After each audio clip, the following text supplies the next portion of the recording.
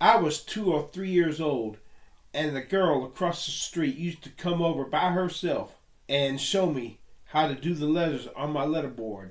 She had a sweet voice. She was pretty. She was soft. So one day, with my mom in the living room, I said to my mom, "I'm a girl." And Mom said lovingly, "No, you're a boy."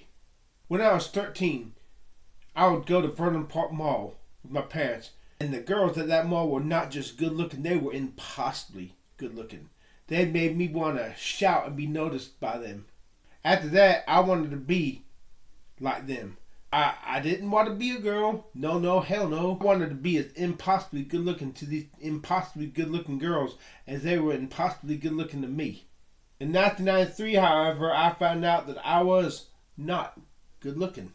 I saw a show on 2020 where this man got cosmetic surgery to reconstruct his entire face to look differently. So it is possible to reconstruct my face to look like Tom Cruise.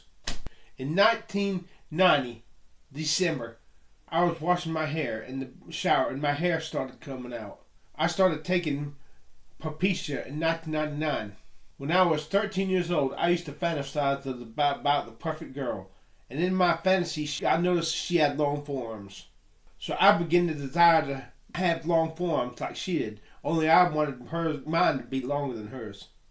And when I found out in 1995, when I first started measuring forearms, that mine were not as long as I had hoped, this made me so that I could not achieve erection anymore. I have not had an honest, good to God erection since 1996. But I did find out that Dr. Joe Paley does cosmetic limb lengthening so he could take your forearm, break your bones, and screw that contraption into both sides of the broken bone and over the period of 6 months stretch your limbs to the desired length. $200,000.